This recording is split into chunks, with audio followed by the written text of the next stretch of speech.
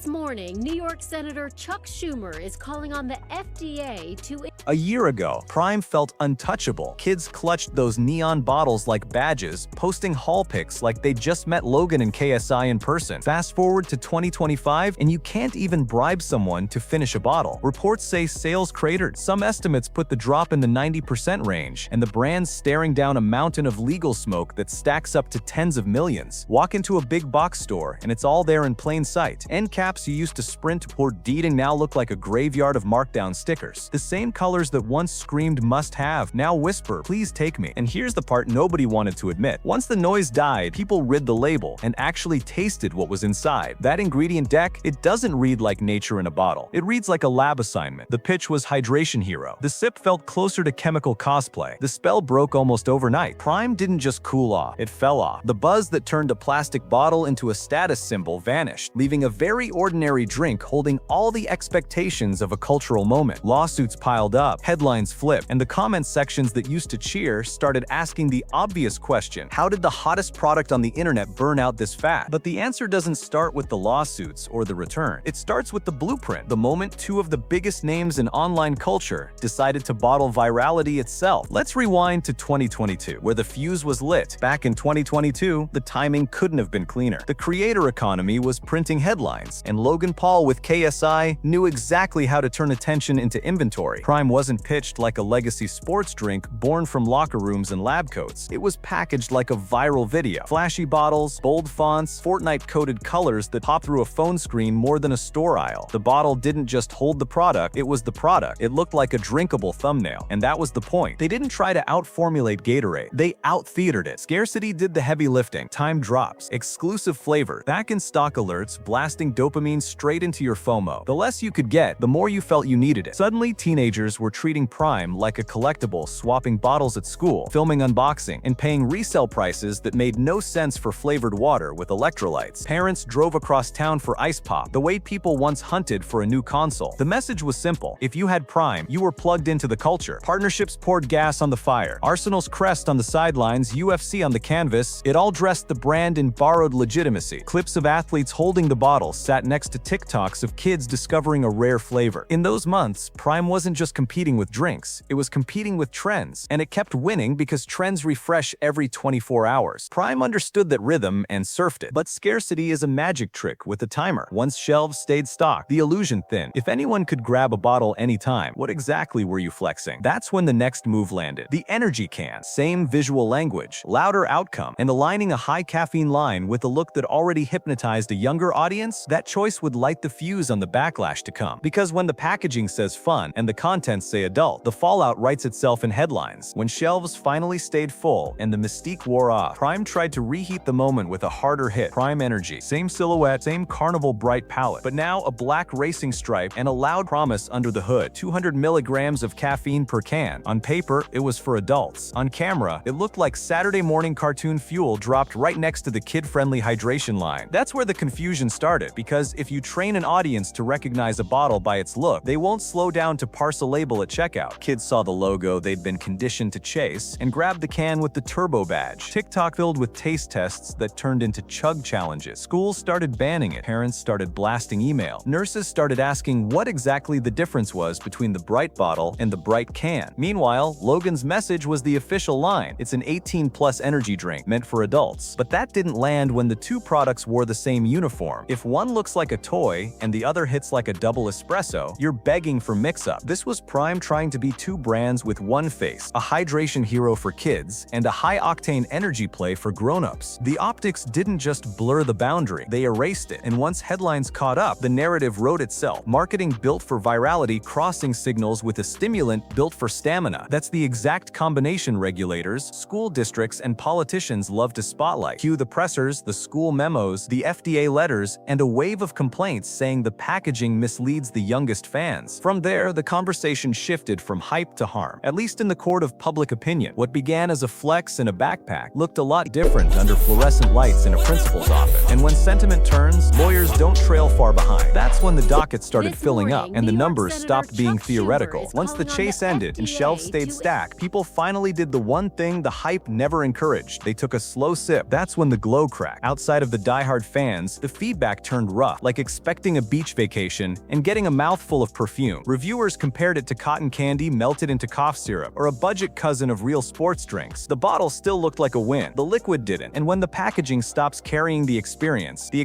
starts dragging the brand. That shift matters because the entire playbook was built on momentum. You can outrun average flavor when the drop feels like a concert. You can't when it's just another Tuesday in the beverage aisle. So the conversation moved from what flavor did you get to why does it taste like this? And once taste becomes a talking point, every other concern gets louder. Cue the legal thunder. Complaints started landing like dominoes. Filings alleging forever chemical concerns in certain flavors. Suits arguing the marketing looked cleaner than the ingredient reality. And claims that the energy cans weren't just strong, they were stronger than label. Add in the confusion factor. Hydration line and energy line wearing matching jerseys. And you had a frictionless path from viral drink to viral deposition. Headlines turned the brand from a flex into a cautionary tale. Parents shared posts. Schools sent alert. Politicians fired off letters. Suddenly, the question wasn't which flavor is rare. It was what exactly are we giving kids? The brand tried to steady the message, disputing allegations, pointing to dismissals, insisting the energy line is for adults. But perception had already shifted, and when perception slides, receipts follow. Next up, the lawsuits. One by one. The numbers, the stakes, and how fast the tab ballooned. If the hype cycle was loud, the court calendar was louder. One by one, filings stacked up like a UFC undercard, where every match has your name on it. First bell, Refresco versus Prime. The bottler claiming a multi-year production deal got abandoned when demand fell off a cliff. The ask? Roughly $67 million. That alone could body blow a young beverage company, but the bell didn't stop ringing. Next bout, Agarna versus Prime. An ingredient supplier saying they shipped coconut water powder and didn't get paid, while Prime fires back the quality wasn't up to spec. The price tag hovering around $13 million.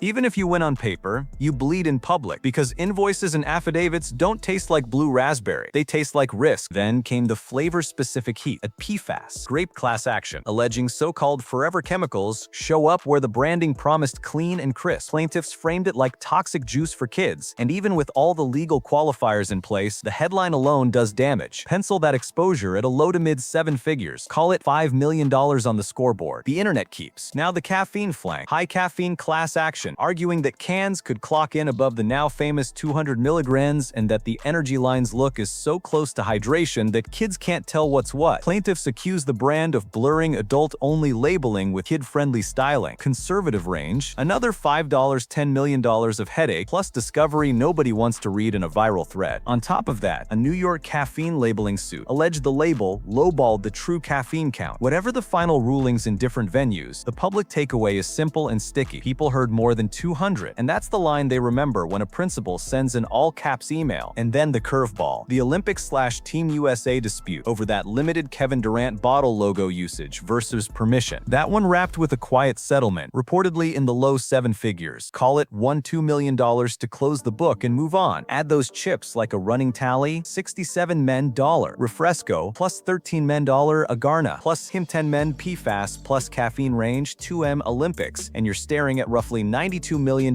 in legal smoke, not verdicts, but real exposure and real costs to fight. Now hold that number next to the reported $430,000 net profit in 2024. This is where momentum turns into molasses. Even if some claims get clipped or tossed, the narrative doesn't wait for a judge. Parents read headlines, buyers read risk, retailers read room, and just as the docket filled up, the receipts started telling the same story, loud, cold, and impossible to PR away. So earlier this year, a weird string of rumors started floating around because someone sued us saying that Prime had forever chemicals, like more than you were supposed to drink in like a lifetime, whatever. I made a TikTok debunking it, but regardless, the rumor still got out there, and like low-key, the damage is done. And now, even though we're in this lawsuit, whether it's true or not, people think it. And so the lawsuit got dismissed. The plaintiff does have a chance to amend it, but she's chosen not to. She's coming back with one really weak ass claim that's probably also going to get dismissed. But it's just like an example of people reaching, trying to get attention, make a quick buck on a frivolous lawsuit that actually has no merit or is based in nothing, and we're not going to settle. Oh, the caffeine one, caffeine one. Where plaintiffs said there was like a crazy amount of caffeine, like that didn't meet what we said on our label in Prime Energy, which is 18 plus and has 200 milligrams of caffeine.